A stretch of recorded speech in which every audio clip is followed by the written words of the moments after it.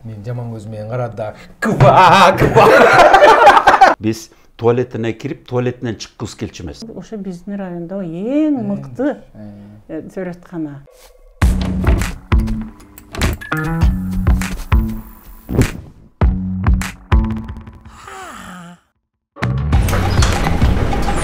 Aviasales. Arzan aviabiletlerdi ылдам издөө.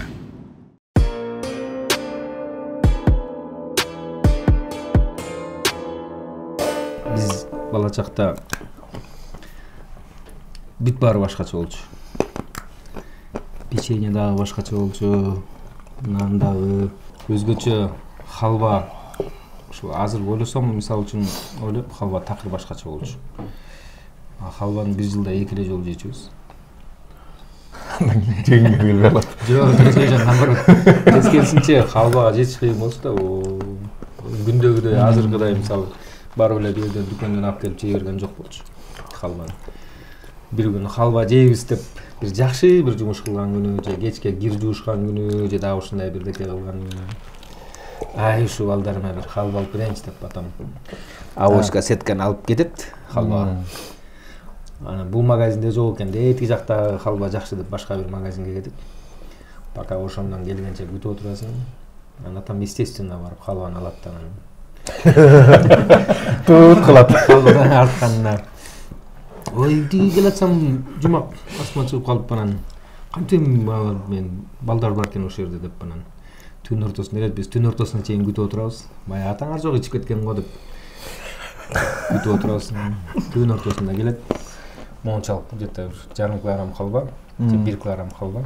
Газета королгон. Кара жок, газета эмес, кара немелер болчу, күлөктөр болчу. Ошо күлөк королгон, майы сыртына чыккан. Бир экин жегенден кылгырасың да. Но бирок жегендей болосуң да, ошо 1 ай мөжеринен таңдайыңан кетпей жүрөт дагы. Балалык кезде айтып атпайсызбы, мен эстеп кеттим. Мен негизи чоң ата чоң апамдын колунда өскөм да. Анан чоң атам эки көзү көрбөй калган.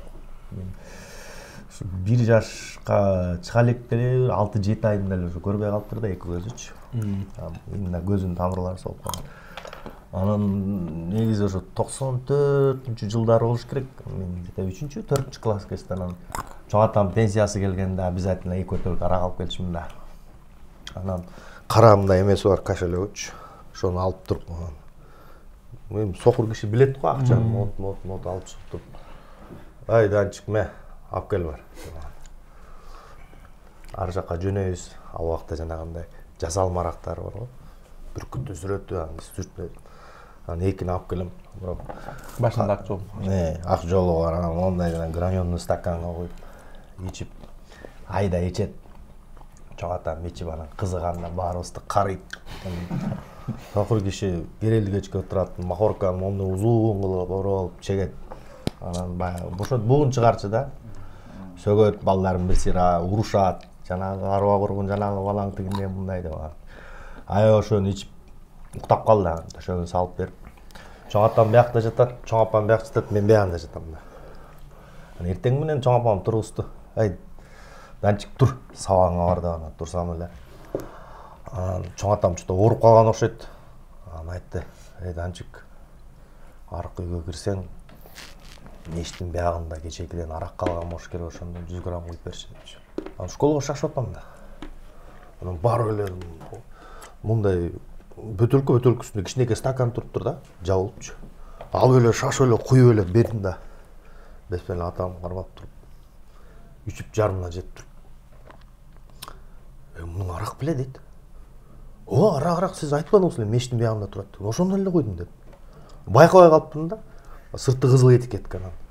Үйгө барып эле чота ылдый эмеге ички үйгө барып эле карап туруп эле. Деп чыттасам, оксуз разбавлен дечи.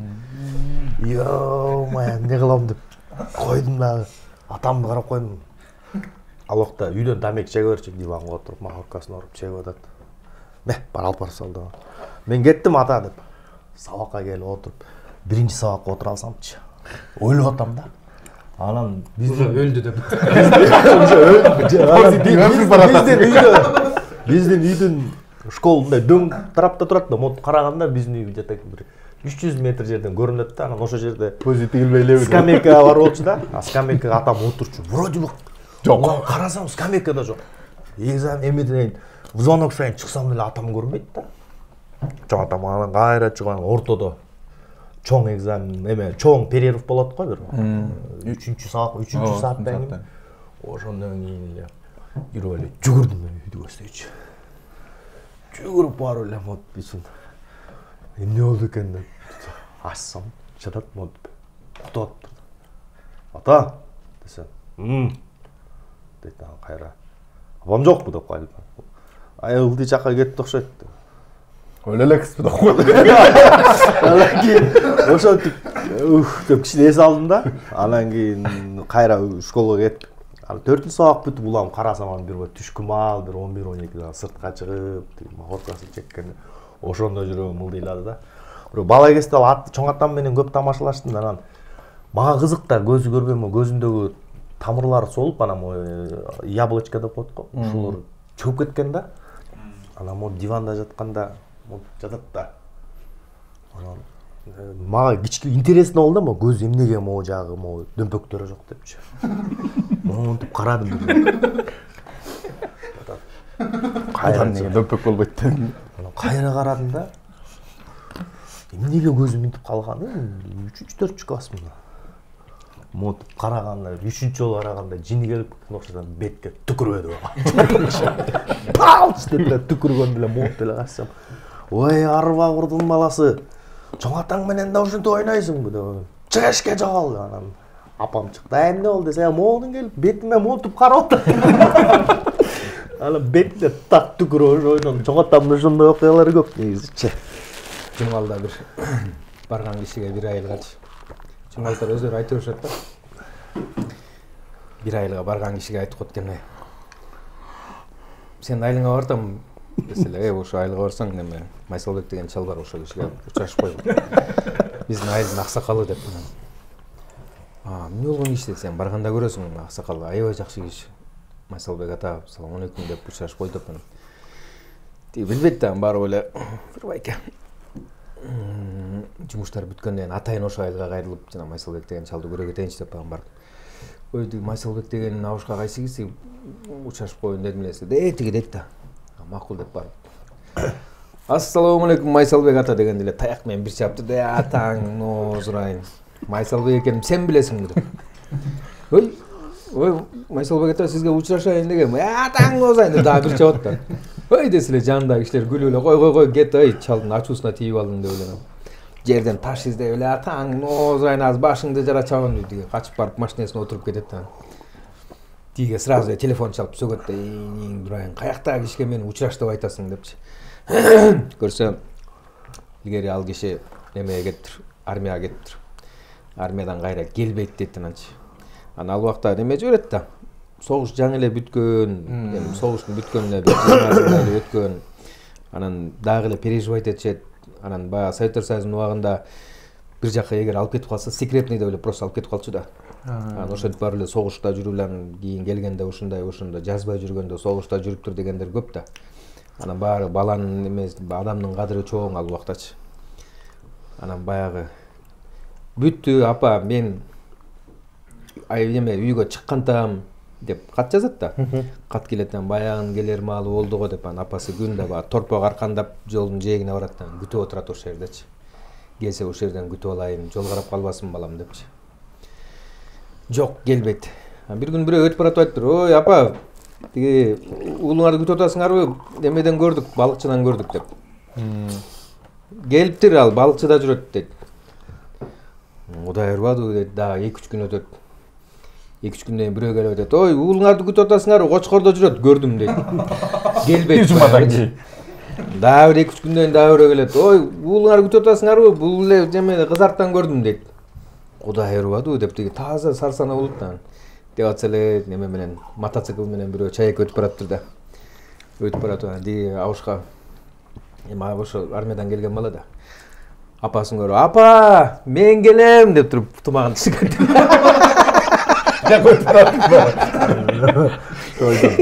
Ошончо Майсалбек болуп калыптыр алчы. Майсалбек деген деле чалкасынан кетет дейт. Бирок ошол убакта армиядан келгенде мен Күчү байкем келгенде бир 2-3 палчаны менен жүргөндө бир 10 күн айылда жүрүштү да. той Бирок ошо Майсалбектерби? жалаң майсалбектер. Көлдөн бирөө анан дагы бир жерден эсимде жок.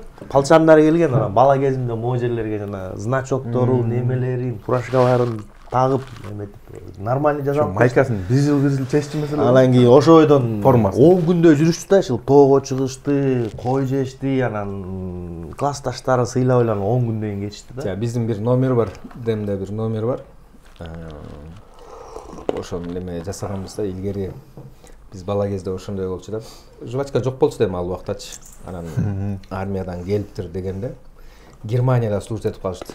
80-жылдардан баштап Германияга көп барып калышты.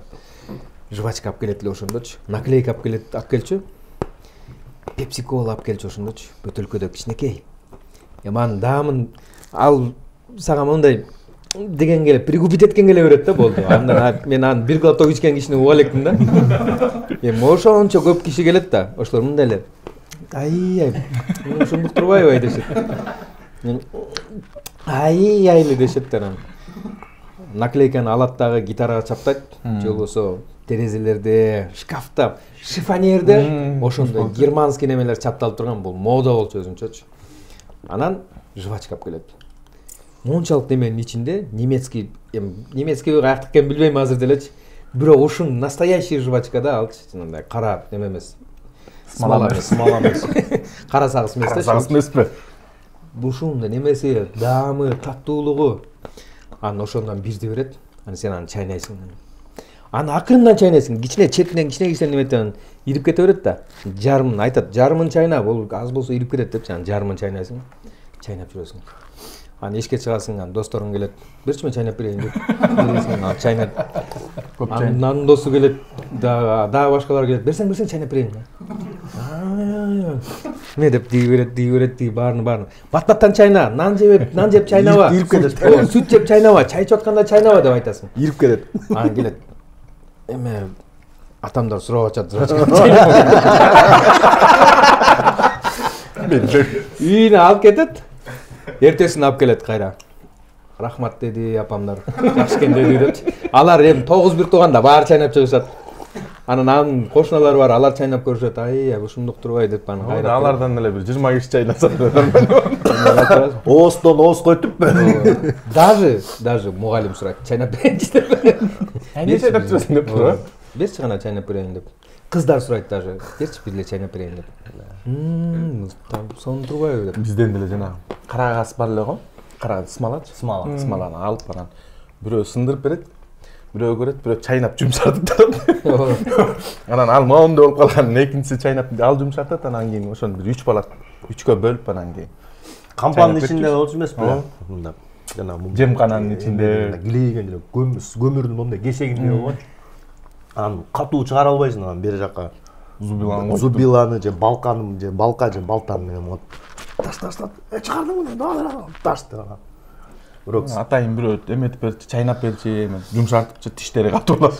Авиасейлс чекиткейжи сайтына кирип, ылайыктуу күндөрдү жана багытты тандап, өзүңө ыңгайлуу болгон билетти сатып ал. Авиасейлс арзан авиабилеттерди ылдам издөө.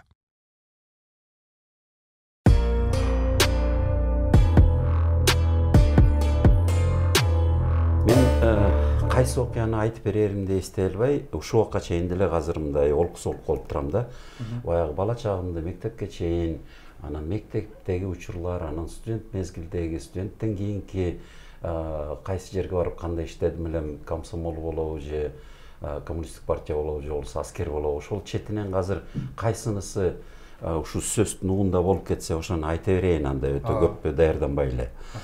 Биринчиси эмнегедир балалык кезде эстесем, баягы бала деген бала да кыйналса дагы баары бир ойнуркап, баары бир балалык сезимин жакшы эстейт.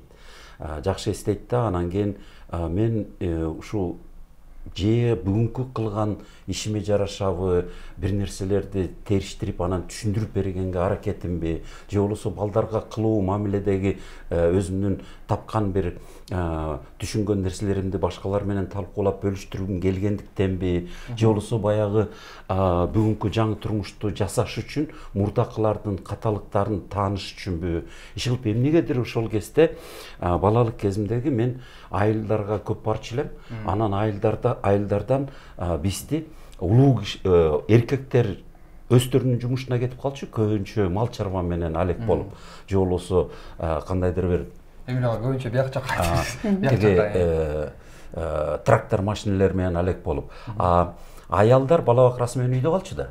Анан күн жаңы чыга баштаганда бригадирлер деп койчу, бир атчан кишилер келчү дагы, анан камчылап кадимкидей эле урушуп, сөгүп, ошол кородогу жүргөн аялдарды бала бакырасы менен баарын тең айдап чыкчу. Айдап чыкчу талаага. Мына сиз да билесиз, баарыбыз эле билебиз. Бирок кээде эстейбиз, кээде эстебейбиз. Талаага баарын кадимкидей камчылап айдап чыкчу да. Баягы камчысын эми атайлап эле ошо тийгизем деп камчылабайт, бирок монтип коркутуп баарын кадимкидей кородон малды айдагандай эле аялдарды шаштырып, чыкпай атасыңар, чыккыла, тезирээк чыккыла, бала бакырың менен тез деп баарын чогултуп бүт, айылды кыдырып чыгып, ошентип баарын тең эле мынтип айдап түртүп, анан талаага барчубуз дагы, талаага күн баткыча талаада жүрчүбүз.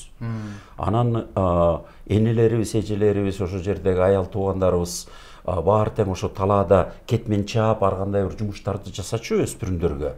Балдардын баары ошолор менен тең эле ошол эле иштерди жасай беришчү колунан келишинче. Эч артта калбай эле кээде чоң кишилер менен бирдей ошол иштерди тырмалап кечке чейин ошол ишти жасачубуз. Анан мен эстегеним баягы тамакты кандай тамак жечилик деп эстесем, нан, үйдөн басылган көмөч нан, жарма, болсо айран.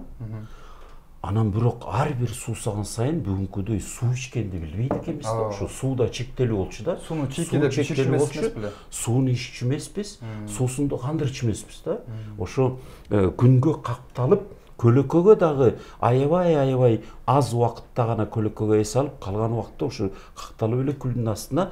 Анан башыбызга кийген нерселер эң эле жакшы дегени ошо газет колго тийсе, ошо газеттен бир пилотка кылып бирдемелерди жасап, аябай жакшы үйрөнүп алганбыз. Анан ошо газеттен баш кийим кылып алып, ошо аделе жакшылап эле жакпайт, могу чокусун эле, баштын чокусун эле жабат дагы, могу моюндарды тигуларды калкалаганды билчү эмес экенбиз, эч ким деле үйрөтпөптүр.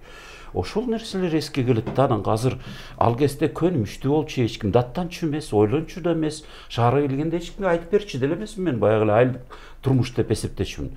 Азыр ойлоп көрсөм, бул жанагы рабский труд деп орусча бир атайын илимий түшүнүк бар. Көрсө бул балдардын эмгегин кадимкидей акысыз эксплуатация кылчу экен да. Балдардын эмес, жанагы ошол аялдардын деле эмгеги жөнөкөй эмгек эмес, бул кадимкидей ашыкча эксплуатация. Анан кийин алардын акысын дагы күбө болчубуз да. Ошондо бир элес барбы мындай өзүңүз эстеген, кандай болуп бир жолу чыкканыңыз? Такайлы бардык эле чала боламындай элестетем. Акысы маанилүү. Акысына алар акча деле алчу эмес оңой менен. Колдоруна акча анча мынча эле бир рубльдар тийчү, аз рубльдар тийчү, бир 20-30 рубль колуна тийчү, көбүнчө продуктылар менен, натур продукт менен берип койчу. Жанагы жүгөрү болсо жүгөрү, кызылча болсо кызылча, картошка алма болсо ошолордон берип койчу да. Анан ошону менен айылдыктар көп жылдары оокат кылып жүрүптүр. Анан кийин ошол жылдары мен көбө болгон, бирок түшүнбөптүрмүн. Азыр окуп эстеп атам, көрсө биздин айылдарда, бардык эле советтер аймагында, анан биздин да айылдарда 50-нчи жылдардан 70-нчи жылдарга чейин айылдыктар паспортко ээ болбоптур. Шаарды көздөй чыкса, колунда документи да жок. Анан эле ар кайсы жерден буларды алысыраак чыккан жерден милиция кармап эле, вокзалдардан, аэропортторго жолотпойт, вокзалдардан милиция кармап эле буларды жүдөтө берчү.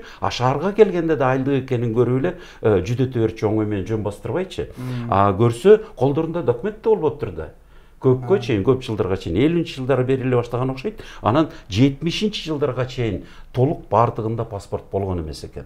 Ушундай бир нерселер толук ачыкка чыга элек да, анын баягы залакасы толук түшүнүккө ээ боло элек дале. Чынында ошондой болгон.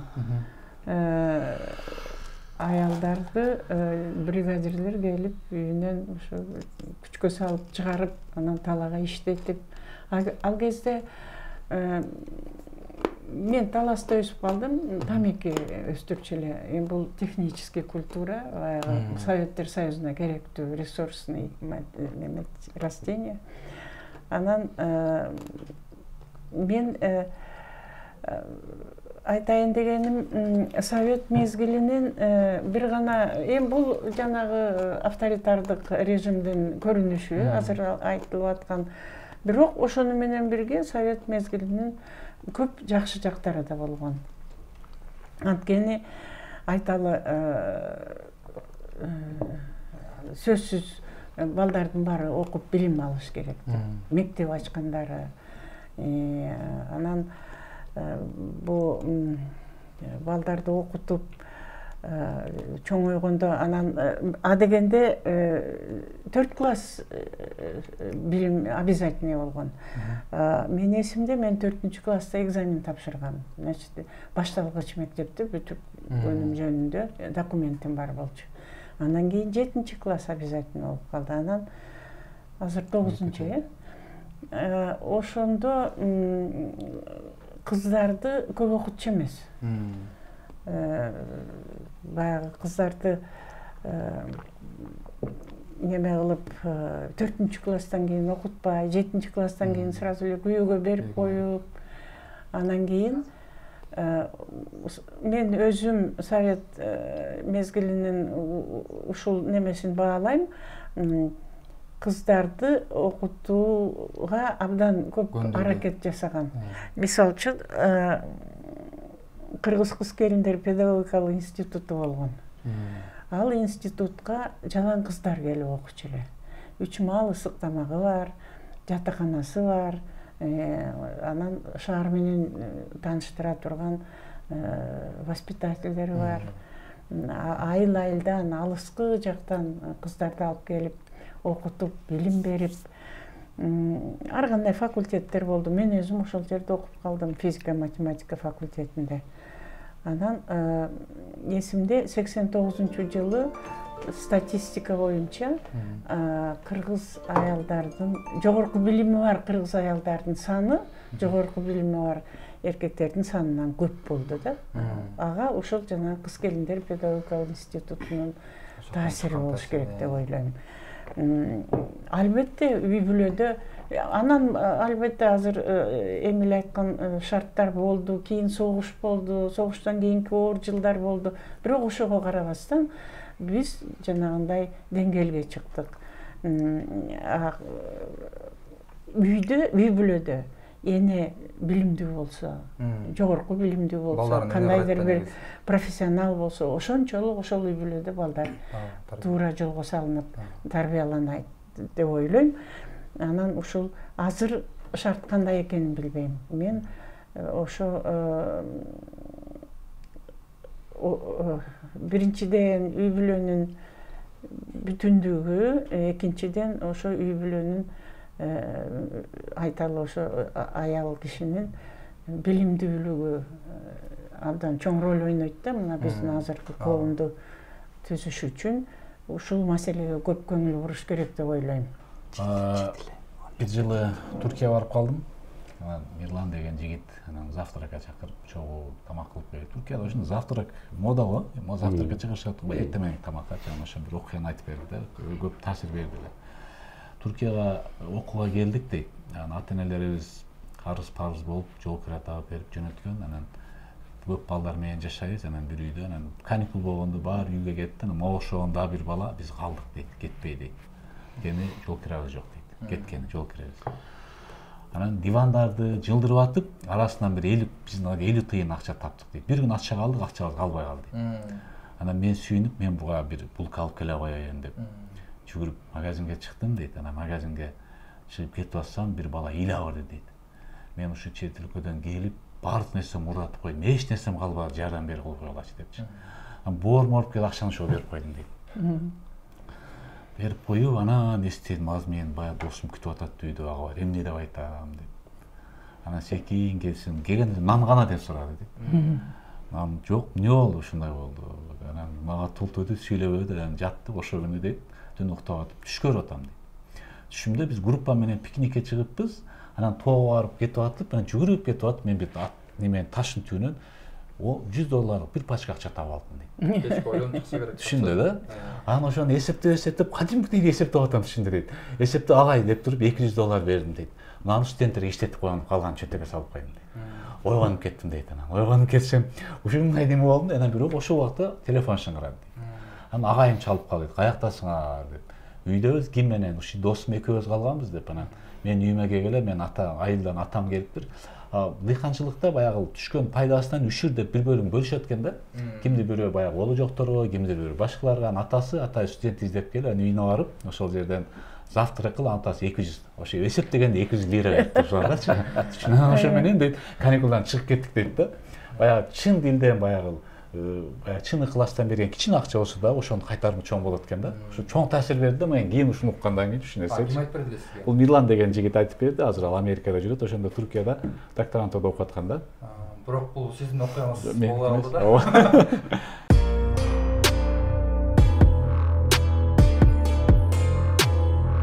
Бир жолу Алматыда Сары канат бар го? Хабарда көргөм. Режиссер курсташыбыз бар, Хабарда иштейт. Ошого Кочкордон неме келди. Бир мешок картошка келди. Эми айылдыктар салып атканда биркинде мындай кичине неме салбай, чымчып булма кылып салат да, 50 килограммдык кылчу. Ошондой экен. Бир мешок картошка, үстүнө 1 литр сармай салып койгон. Келди.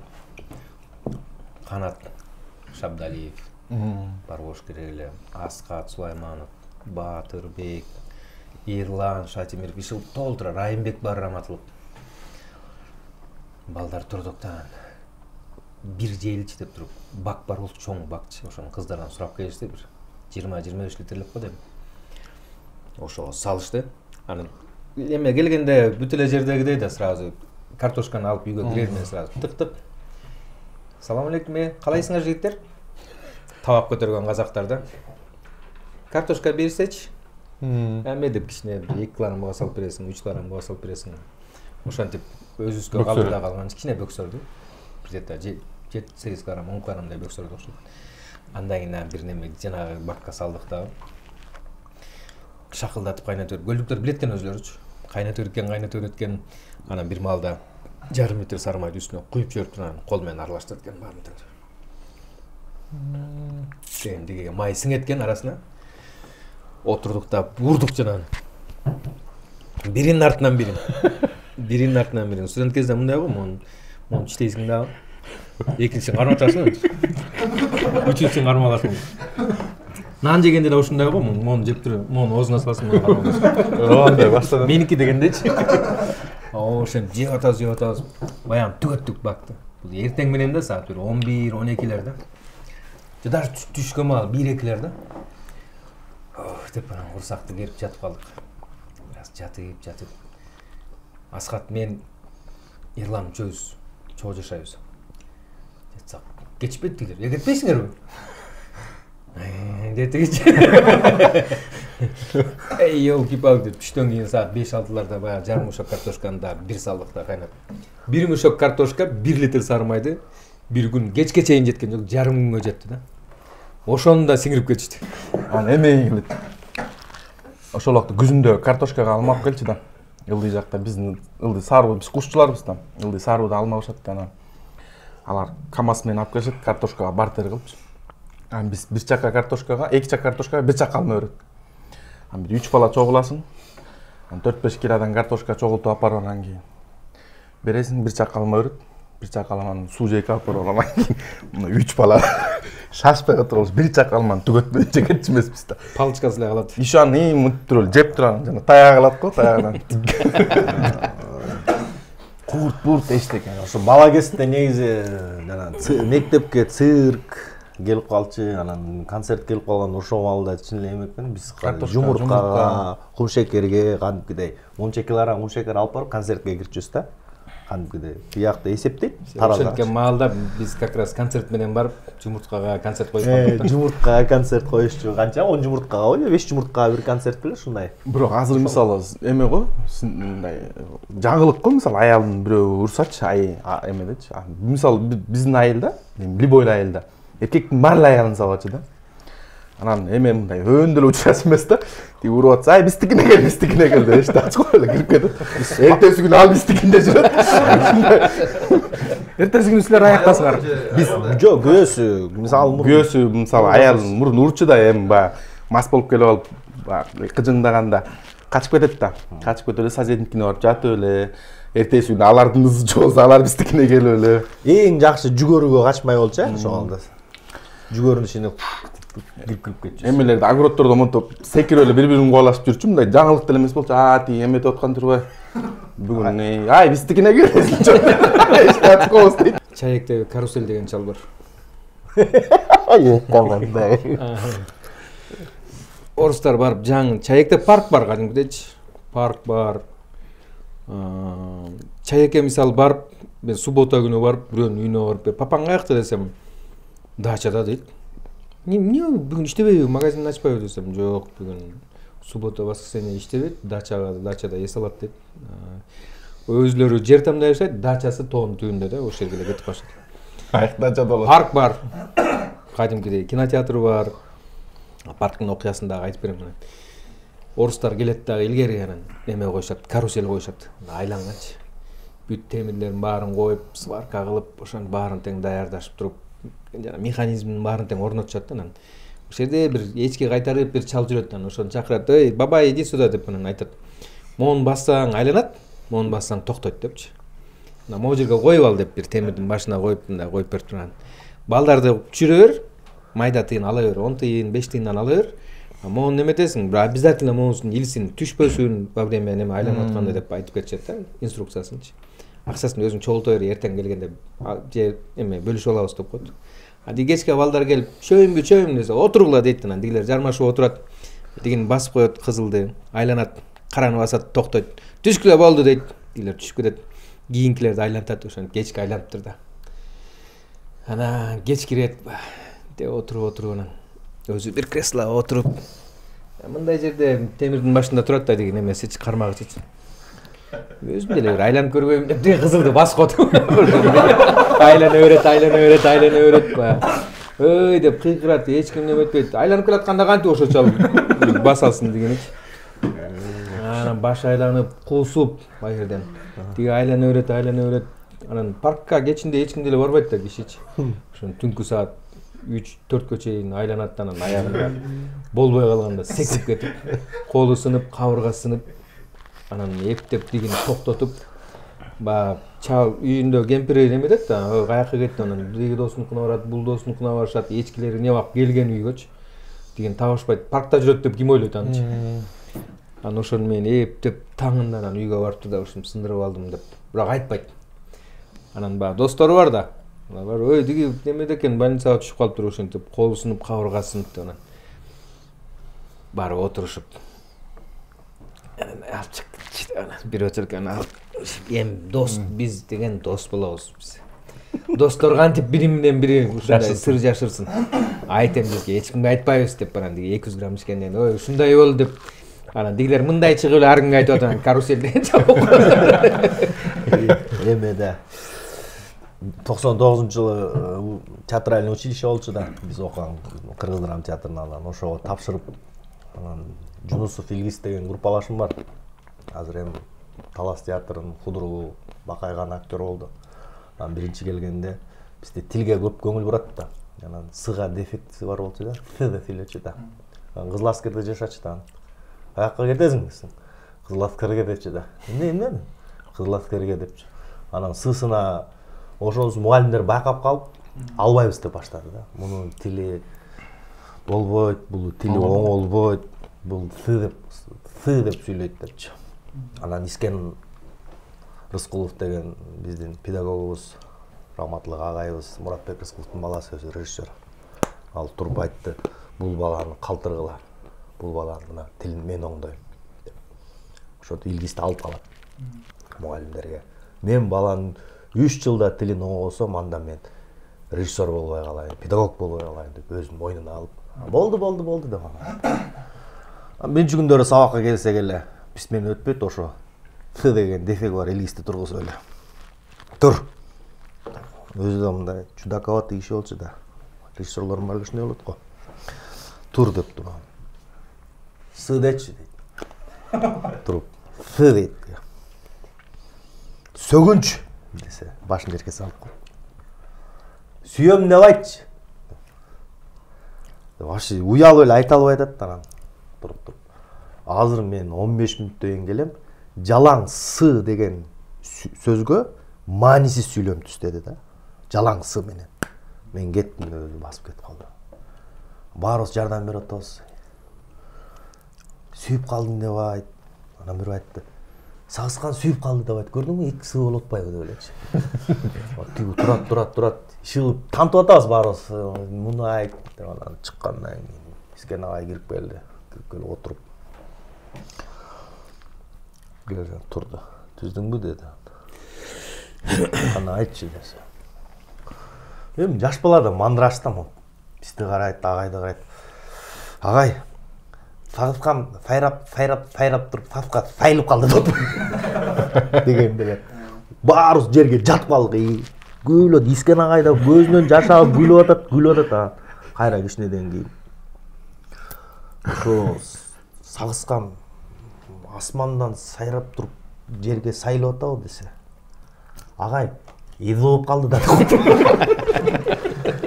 Ошо ойдон эди болуп калып анан действительно кийин ошо Сысын жеңди. Аны жаркын эже платочка менен тилин көсө теле кыска экен да. Анан могу жеринде бала кезинде өзү айтат да, бирдеме кыпчып алгам депчи. Чойсолоо ошентип. Билбейм, анан жаркын эже платочканы салып атып эле бери чоюп, анан жана жалаң Сыдан жаңылмаштар, сызгырчылар сызгырылтат деген ошентип атырган кийин чочуп калган да. Резко тилин артты көзүнө тартып алган. Анан ошол менен тилин тартып. Ошентип Сыны жеңди, кадимки аны. Мен сени сүйөм деп айтып калды да.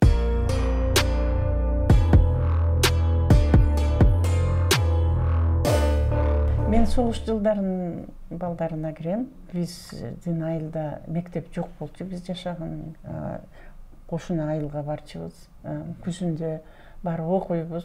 Суук башталганда барбай калабыз. Канча жүрчүңөр эле мектепке чейин? Ал кезде бир 3 километрдей го дейм.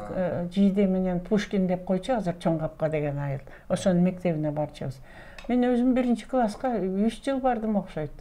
Жана күзүндө баштап коем, анан кийин таштап коем. Кийинки жыл кайра баштап, биздин шарт ошондой болуп калды, согуш жылдары. Мен дагы жана сиз айткандай ыйлата турган, анан уктата турган нерселерди айтып коембу деп. Пионер деген болор эле мектепте. Анан пионерге киргенде адам ант берет. Ой, мен Советтер Союзунун пионери, элим, жерим, Ленин, Сталин деген сөздөрдү абдан мындай бийик кишинин немесин козгой турган сөздөр болор эле. Анан пионерге кызыл жагуу байлайт эле. Бул абдан мындай салтанаттуу нерсе болор эле. А мен бирок ал жерден ар ким өзүнүн автобиографиясын айтып бериш керек. Мен өзүм Москва шаарында төрөлгөм. Андан кийин жанагы мектеби да жок, магазини да жок, эч нерсеси жок, бир кичинекей Жийде деген айылда жашайбыз. Анан пионерге кирип атып, биографиямды айтыш үчүн мен ой, мен баланча жылы, баланча күнү Москвада төрөлгөм деп айтышым керек. Анда бул эмне кылып жүрөт Москвада төрөлгөн кыз мына Жийдеде деп суроо пайда болот да. Анан сен атаң мындай эле, анан пионерге албайбыз деп коет деп коркуп, эмне кыларымды билбей апам айткан жокмун эже менен кеңешти, ментедей мен эртең кантип пионерге кирем деп. Анан эртеси баягы кезек мага келгенде мен жанагынын баарын айтып, анан кийин мен 37-жылы 8 мартта ушул жерде төрөлгөм деп койдум. Эч ким байкабай калды. Деме эле бактылуу болуп атам. Ошентип пионерге киргем. Кийин комсомолго өткөндө да ошондой кыйынчылык болду. Анда дагы кандай кыларымды билбей ушинтип. Бирок ошого карабастан биз баарыбыз абдан жакшы окудук да. Мектепте эң мыкты окуучулардан болдук, биздин үй бүлөнүн балдары. Мүмкүн ошон үчүн байкабай калышкан чыгар кимдин кызы экенимди. Ошентип ошол кыйынчылыктарды бала кезде ошондой кыйынчылыктарды жеңиш кыйын экен да. Ошол ушул күнгө чейин эсимде болуп атпайбы? Студент кезде элек анан бизде шаарда мен эми өзүм шаарга жакын болуп, анан бизде студент кезде биз бир курста 7 группа бар эле да. А, Б деген, В деген группа шаардыктар, анан көбүнчө орустар окуйт эле. Мен курулуш техникумда окугам, анда техникум дейт эле. Г, Д'да айылдан келгендер окуйт болчу. Айылда А, Б, В бул промышленный гражданский строительство деп, анан Г, Д бул сельскохозяйственный строительство. Анан ЭЖда биз аралаш болчубуз. Анан мен ЭЖда окуйт элем, анан орус техникумдун директору орус болчу, анда Советтик Союзу маалы, коммунисттик партия. Анан бизде каникулда таш көмөрдө полупроводниковый завод курулуп аткан, чоң, Союзда эң чоң деп. Анан ошол жерге практика алып барып калдым. Анан жатабыз, ошол жерде анан кийин бир ошол орус балдар мас болуп, бир кыргыз балдар уруп коюп. Анан кийин келип тополон болуп, ал орус балдарды окуудан айдайт. Анан горком партиядан атасы тууган экен, алар чалып туруп, баланы восстановить этесиңер деп, профсоюздук чогулуш болуп калды. Ошол жерде мен биринчи жолу ошол ГД деп ошо айылдан келген балдардын баягы немесин көрдүм да, каршы пикирин. Каршы туруп, эмне үчүн каласыңар? Восстановить этпейсиңер, айдайсыңар деп туруп алган да. Завуч орус, правком төрайымы, комитет комсомолдор жүгүрүп жүрөт, жок. Биринчисинде неме кылабыз, эскертебиз, бирок кала берсин деп. Анан кыргыз балдардын ошондо биринчи айылда балдар кайра эркин болуп туруп, эрки күчтүү ошол нерсе каршы тура турганын көрдүк да. Биз мисалы үчүн шаардагыбыз өзүнчө кыйынсынат элек, бирок мен ошондо биринчи айылда кайра ошондо Ооба, мен өзү шаарга жакынбыз, анан биз өзү шаардыкпыз эсептейт элек да, өзүнчө алар тоготпойт болсун байырганда.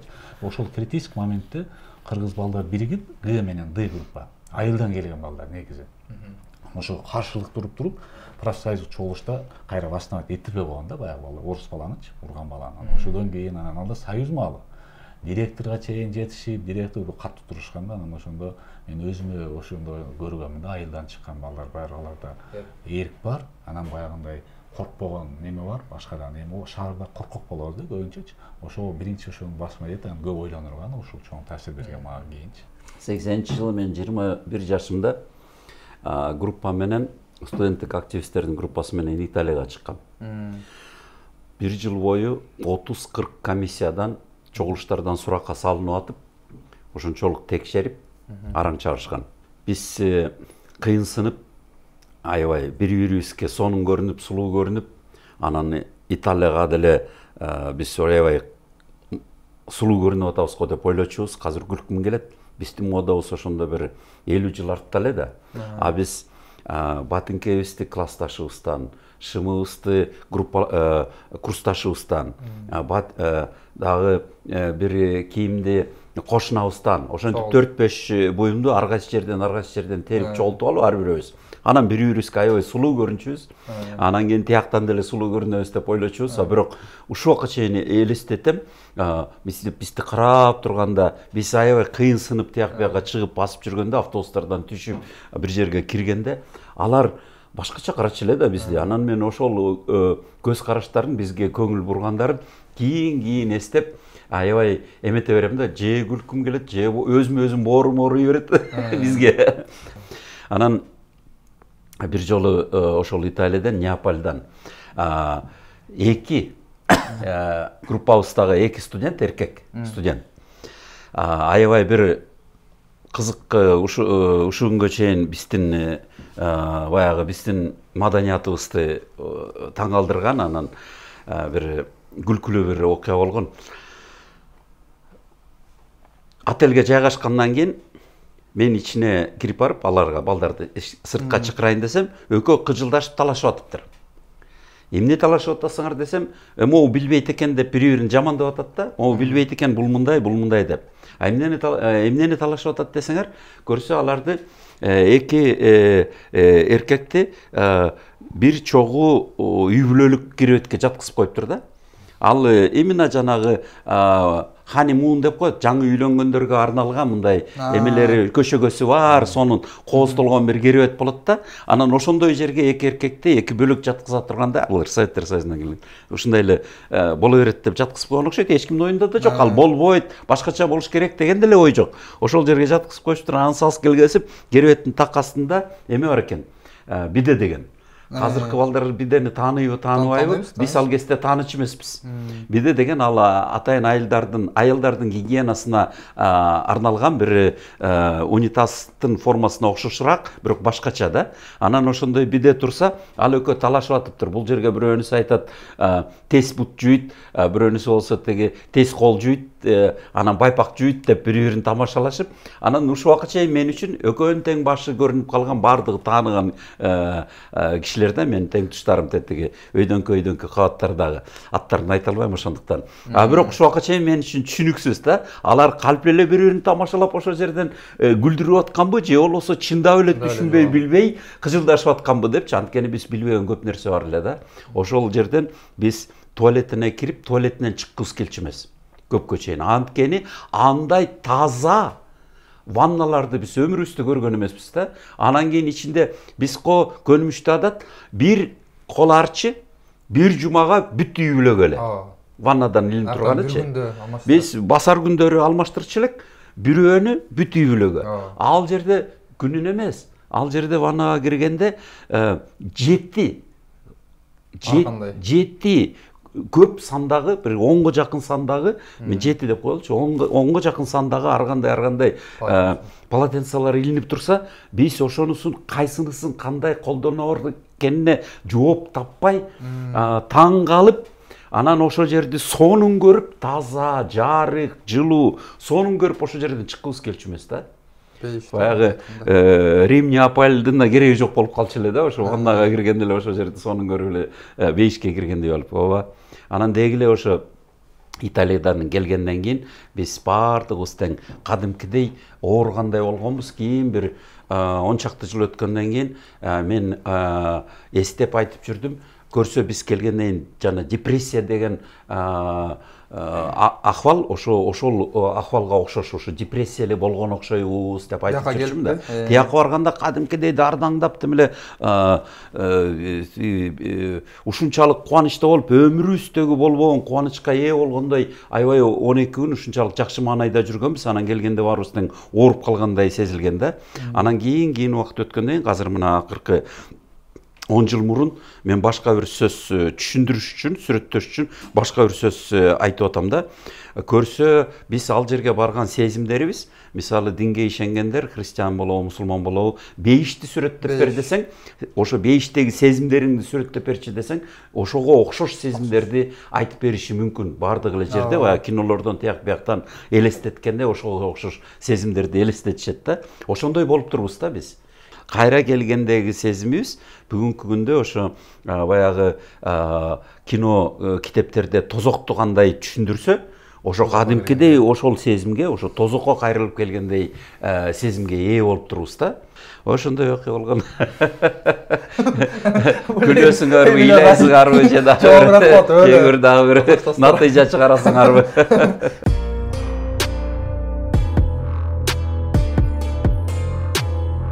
Шаарга келгенде орусча билбейм, азыр деле билбейм го. Азыр деле кыйраттайм го негизи. Новопокровкада жашайм да. Сабакка кечигем. Тең мен турам, саат 6:30 турам. Жолго чыгам. Машинкаларга карап турам, кеч. Ичинде.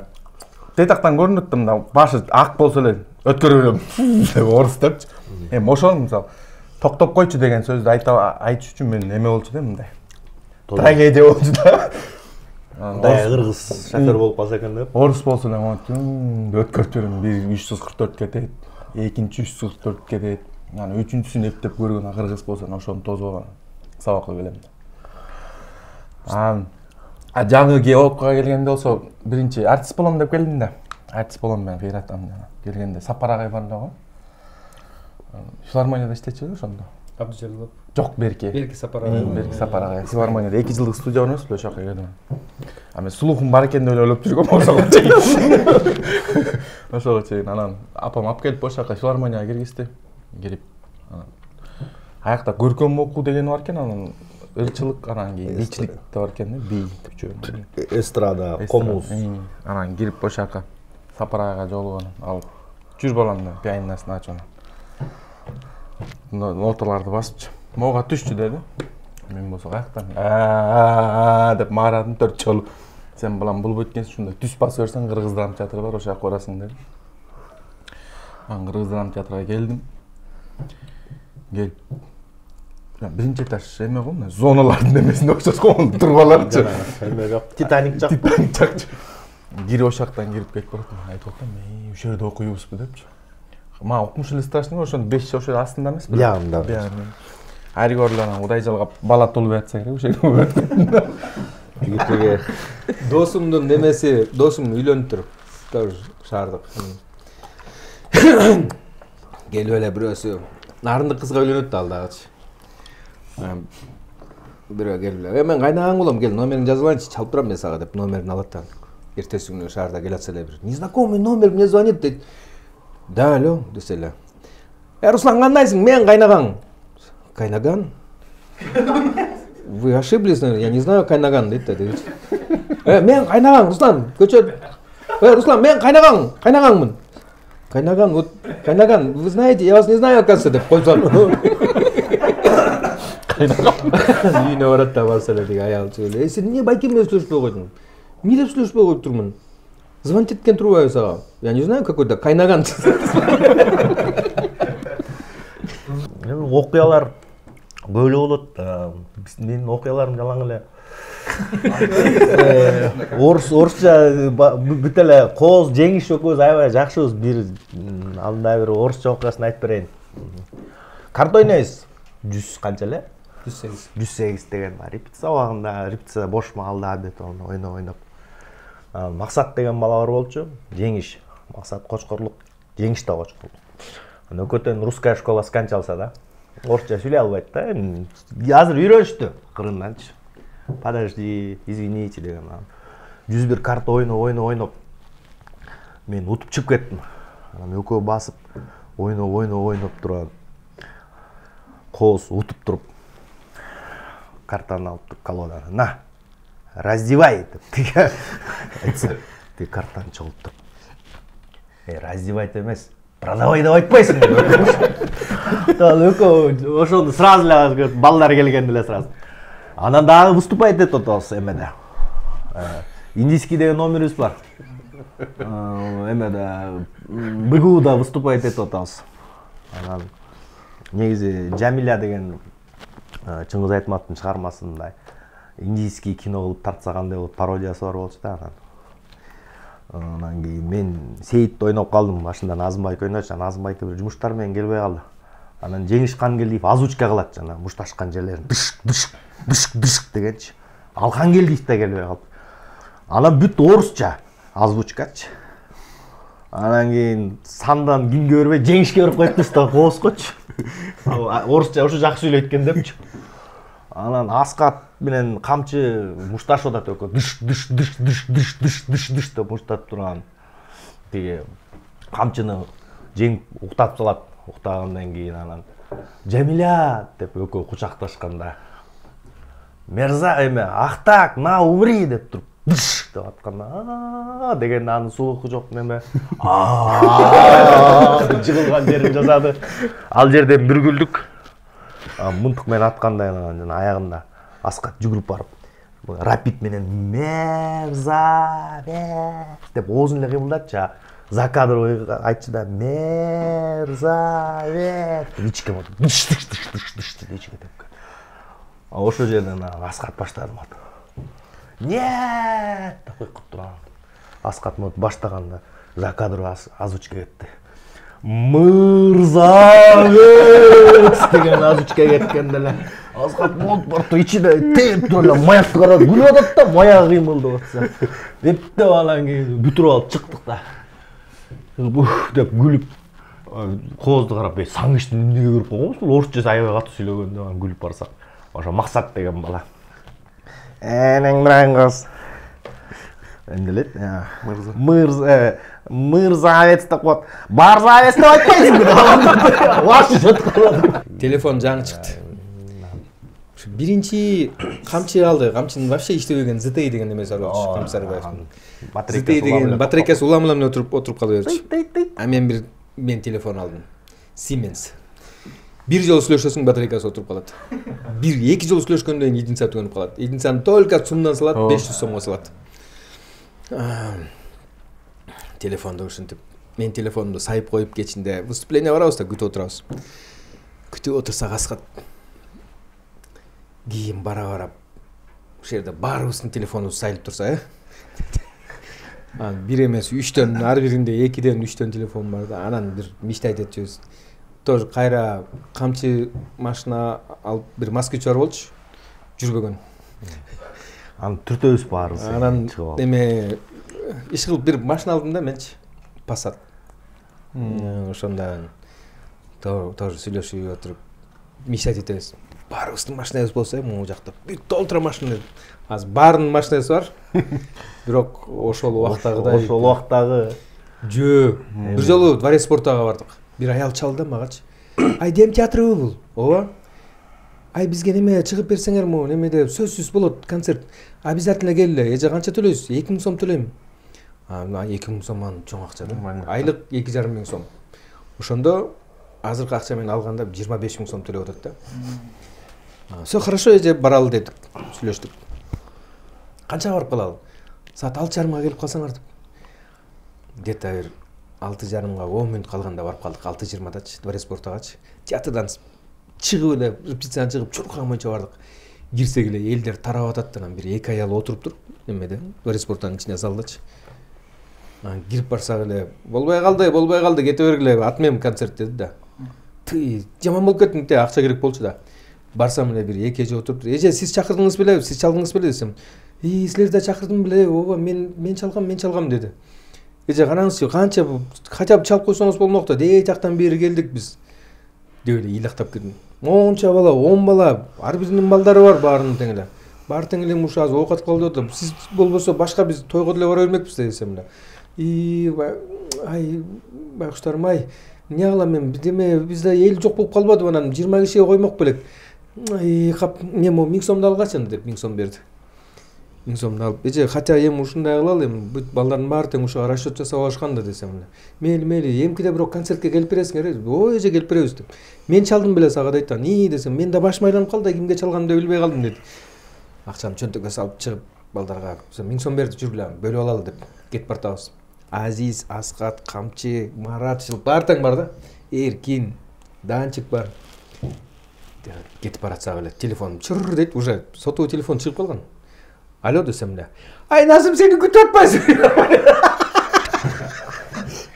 Көрсө концерт филармонияда экен да, биз Дворец спортта башка бир атмен болгон концерттен эле 1000 сом алып атырбыз. Кирип барып эле, ушу уятта эже деп эле ыйлап жүрсөм да деген. Тигинче бала келди, мага чалганда мен менен сүйлөшкөндө.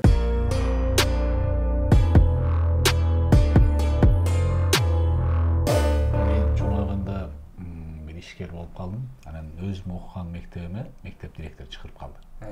Ата энелер чогулушуна келип бир катышып кетчи деп. Анан барсам мектеп ортодо жайгашкан 2 айыл бар. Өйдө жакта, ылдый жакта. Балдар мушташып, ылдый жакта мектептин туалети ылдый жакта жайгашыптыр. Окуучулар бул туалет биз айылга жайгашкан деп өйдө жакта окуучулар киргизбей атыптыр.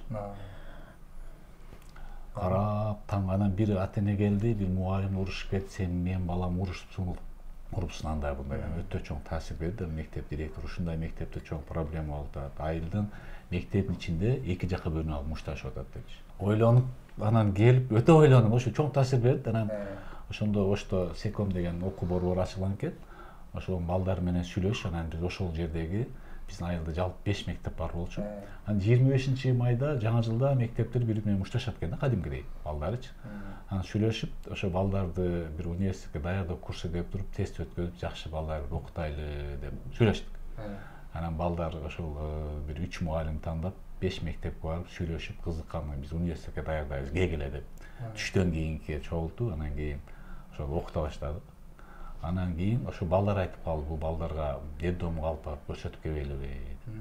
Анан мен бусиге алдык да, анан дед бусиге чыгарып, кетип атып базарчыкка токтодук. Колуңардан келген 1 сом, 2 сом, эмне келсе бийлик алып алгыла депчи. Анан ошентип балдар үйүнө алып барып көрсөттүк. Көрсөткөндөн кийин балдар келди, анан кийин арлар үйүнө алып барып көрсөттү. Кээ бир балдар ата-энелерин ташап карабай койгон деп. Анан бир күн үйгө барсам, үйдө мектептен бир мугалим отуруптур.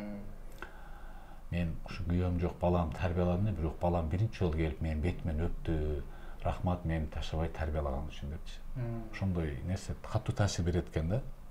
Ушул окуя көп эсте калды да, көп кийин эстеп жүрдүк. Ошол курс дагы эле 10 жылдан бери иштеп атат. Биринчи бүтүрүүчүлөр азыр Малайзияда, Америкада окуп иштеп атышат да. Курс эмне боюнча окутчу эле? Бул биз университетке даярдоо курс дейт элек, бирок алар менен футбол ойнотуп, анан ошол кийин 25 майда 5 мектеп бири-бирин барып куттуктап калды да. Азыр согушпай калдыбы? Жок, азыр бири-бирин куттуктап, азыр ошол жердеги эң биринчи курста окуган, эң жакшы бала менен, эң кыйын окуган бала менен эң кыйын кыз үйлөнүп, анан мени өкүл ата алып чыгырышкан да, анан ошондо барып анан көрүп таң калдым эле. Ошондо эле меценат турбайсыз. Бир окуя ушул эми. 8 мартта төрөлүптүрмүн. Анан дагы атымды Розетта, Роза деп коюшуптур. Сыягы жанагы Роза Люксембург, анан Розетта деген дагы бир не бар болгон. Испания. Ошону менен мен башка нерсени айтайын дейтим эле. Айта бериңиз. Тагдырым ушундай болуп калды да, кийин кыз келиндер педагогикалык институтунда окудум. Анан ошол жерде иштедим. Анан пенсияга ошол жерден чыктым. Пенсияга чыгып аткан кез мына биздин 90-жылдардын башталышы, совет мезгили артта калып, биз немеге келдик, мына суверендүү мамлекеттүүлүккө келдик. Бирок бир системадан бир системага өткөндө абдан көп оор нерселер болот экен. Ошол кезде мен айылга барып калдым, орозонун учуру болчу. Анан ал жерде аялдар өзүнчө ооз ачып отурган кезде, аялдар бир бөлмөдө, эркектер бир бөлмөдө, анан ошол жерде отуруп бир байбиче айтып калды. Биздин жашообуз абдан начарлап баратат. Силер шаарда жашайсыңарбы, бир жардам бербейсиңерби? Биз абдан кыйналып атабыз. Баягы иштеген водопровод иштебей калды. Алыскы немеге барып суу алып келебиз, булакка барып. Тиги телевизор сынып калды эле, бузулуп калды эле, жамбылга алып барып оңдоп бер десек, баягы жаңы телевизордун баасын сурап атат дейт, оңдогонго эле. Ушундай кыйналып атабыз. Бир аракет кылбайсыңарбы? Ушундайда аялдар эле тиги абдан оор акыбалга келет экен деди. Анан макул угуп аларды, анан кийин мен эми кыз келиндер институтунда иштеп атам да, анан аларга ошо өзүмдүн кызматташтарыма айттым, ушундай болуп атат. Эмне кылыш керек? Кантип жардам бериш керек? Чын эле аялдар базарга чыгып атат, чыңнок болуп атат, абдан кыйналып атат. Эмне кылалы? Деп анан кийин жанагы бир уюм түздүк. Аялдарды колдоо борбору деп. Азыр жаман көрүп атышат го, бирок биз аны бир чет өлкөдөн акча алалы деп түзгөн эмеспиз. Колдон келсе ошо мезгилде аялдарга жардам берели деп түзгөнбүз. Кийин анан НПОлор жаман деп чыгышты го. Бирок ошол кезде менин эсимде ошентип уюм түздүк, колдон келген жардамды бердик, аялдарга атайын компьютердик курс ачтык. Баягы жумушсуздук болуп атат да, компьютердик демеси билими болсо жумушка орнош жеңилирээк ушундай бир иштерди жасады. Анан бир күнү бир аял келип калды. Силер ушинтип жардам берет экенсиңер деп. Көксай деген айылда здравпункт бар да. Эми ошол кезде саламаттыкты сактоо системасы реформа болуп атат. Анан ошол здравпункттун бир бөлүгү, кичинекей бөлүгү төрөткана экен, 6 орундук. Анан реформа болгондон кийин анын кереги жок, аялдарды райондук борборго барып төрөсүн, ошол жактан барып көрүнсүн деп жанагы немени жаап салышат. Анан ал Көксайдан районго чейин 45-50 километр аралык.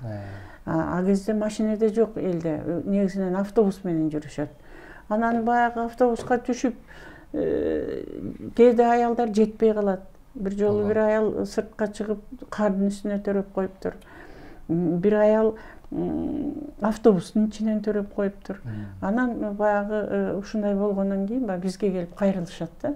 Жардам бергиле, ал эмне, кимге зыян тийди эле, ошол төрөткана кайра иштесин.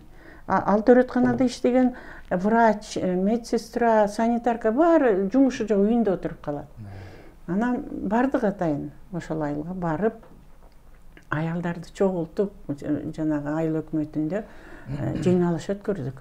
Эмне кылалы деп. Анан Минздравга арыз жазды аялдар. Биз ошо жергиликтүү момундай балдар келип ремонт жасап беришти. Ал жабылганда жана мебель наркы берки, терезе парда, жанагы аялдардын креслосуна чейин баарын талап кетишиптир. Эчтеке жок, 3 бөлмө. Анан ремонт жасаттык. Анан кийин Сорос фондусуна бир топ уюмга проект жаздык да, немеге жардам керек деп. Анан Сорос фондусу өздөрү аялдарга, төрөй турган аялдарга кровать, балдарга кичинекей кровать, ушундай медицинский немесин баарын, жабдыктарын алып беришти.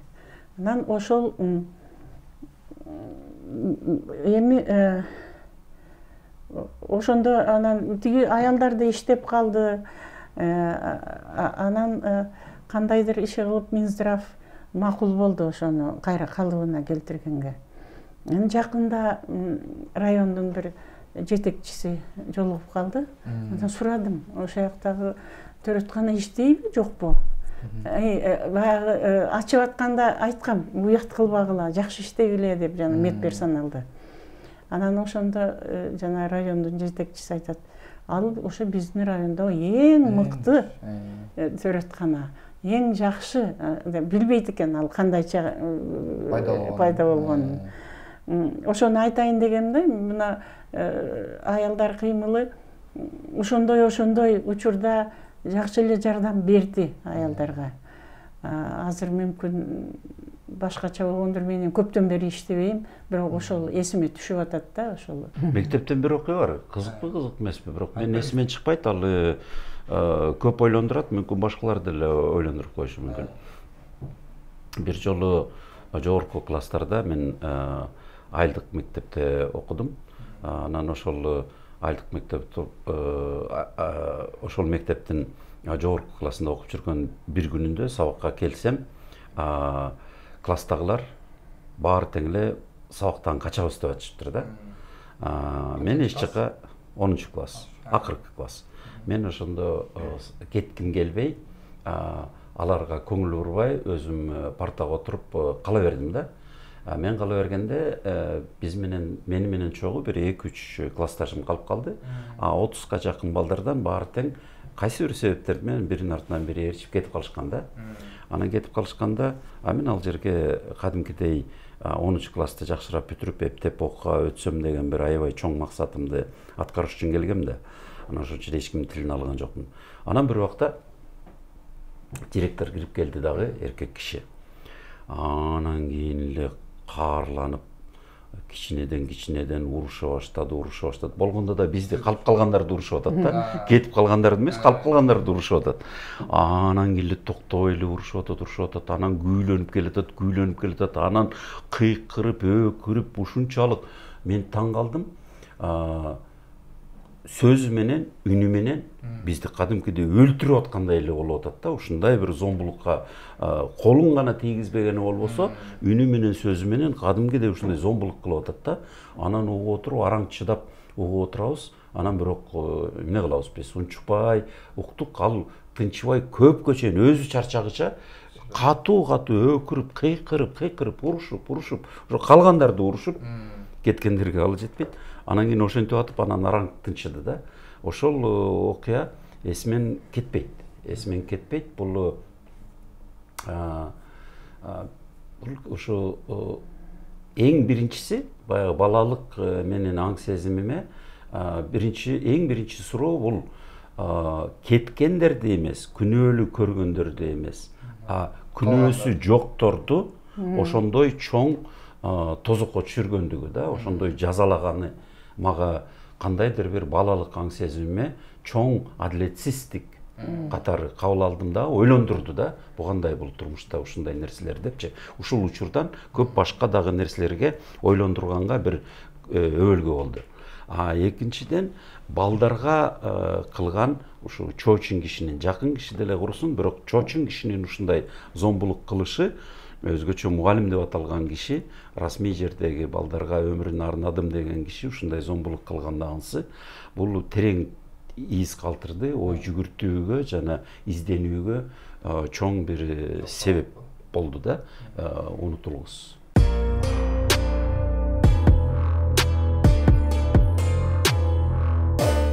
Марат экөөбүздүн бир оюнубуз бар болчу. Сахнадан постоянно, чтобы было интересно, биз мындай бир оюндарды жасап ушундай оюн ойночубуз анан. Оюн мындай, зыяным жок эч кимге дегенде, любой жерде лежит, стоит, не знаю, боком, хоть как, в общем, туруп, ква деш керек да. Ещё чабыш керек обязательно, ква деш керек. Анан муну ойнап алып, ким утулса, бер кой, бир ящик арак да. Ящик аракты эмне кылабыз деп, андай деп аралашпайбыз. Но ящик арак да, эми чоң кишилер ушинтип сүйлөшүп атат го, бер кой, бир ящик арак деп, бизлер ушундай, бер кой, бир ящик арак. Мелдешип койгонбуз анан. Ар түрдүү ситуацияларда ушинтип, экөөбүз эле эч кимге айтпай акырын ойноп жүрдүк анан. Бир күнү Кочо жаш деген спектакль болчу, Байыркы Жомок деген Марбайжиевдин. Замир Сооронбаев немен ойнойт, Кочо жашты ойнойт да. Последний картинасы да, мен Акмоюн дегенди ойнойм, Акширин дегенди дагы бир эже ойнойт анан. Экөөбүздү үйлөндүрүп атат да, суречкич балдары да. Партиябыз бар, балетный партиябыз бар, прям бийлейбиз мынтип. Бийлеп келип анан. Вдруг Кочо жаш чыгып туруп атат. Мен жыгылам, биринчи мен өлөм да. Акмоюн да атат, Акширин да атат, ал менин үстүмө көкүрөгүмө жатып өлөт да, прям авансценада жатабыз, өлүп жатабыз мынтипчи. Марат ошондо улактарга чыкчу. Ак болчондачы. Марат эле өлбөйт да. Ар бир аткан сайын танк деп деген эмен чапканда бирден киши бирден улак жыгыла берет да. Марат эле өлбөйт да, атса буйтап кетет. Ошентип өлбөй атат да. Биз жака, мен жака келе албай атат да. Ментип көзүмдүн кыйы менен карап жатсам, так менин үстүмө келип туруп, зыяным жок эч кимге деп туруп, бир аз нары барып туруп өлүп калат атпайбы. Туруш керек да эмчи. Ама тиги эжени акырын жылдырып атсам, ай биз өлдүрүп турба дейт. Эже жумушум бар эле, отуруңузчу. Жылдырып турдум дагы. А Замир байке уже мынтыгын алып келатат. Ал уже только Суречкинди алабашты өлтүрүш керек да. Суречкиндин күйөөсүн. Уже самый трагический момент анан туруп. Деп мүйүзүм монтум. Замир байке таң калып калды, эмне турду депчи. Ква. Десем монтуп. Танк да. Диги эже болсо Роза эже чаап турат да. Ал болсо баары өлдү, уже чыдап коюп кетип калды. Танк деп чапканга киши жок. Туш демек беле алачы. Деп эмне кыларын билбей калды Замир байкечи. Ква деп атсам келип туруп мынтык менен бир чаптым. Жатып калдым. Өлдүм да. Раматылык Бообек Ибраевич, спектакльдин режиссеру, ар бир спектаклин көрчү. Эринбечи. Көшөгө жабылгандан кийин деги Алабаш өлдү, Кожо Жаш өлдү, жанагы асылып калды аскага. Спектакль бүтөр менен болду чартына чуркап келди. Ай бала, сен эмнеге турдуң ал жерден деп. Агай последний предсмертный агонияда кайра каршы туруп ушу судьбага десем, кереги жок. Сен главный роль болгондо ошентип ойной бер. Сен жөнүндө бир немесиң. Улаксың. Мен жөнүндө улакмынбы деп койдум.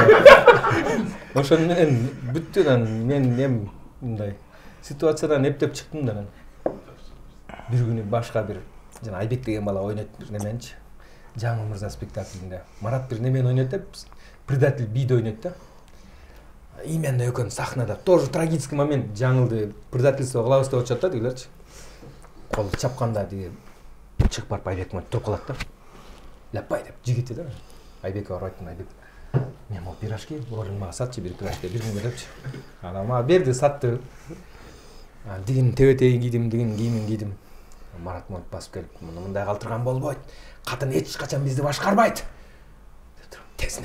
Тезинен чарыңга билдириш керек. Дегенде чуркап барып отуруп калдым. Көрүнбөйм да. Бир эле монт пушка турат жарыктачы. Унутуп калсам. Сага ишенем. Сенден башка ишенер эч кимим жок. Дегенде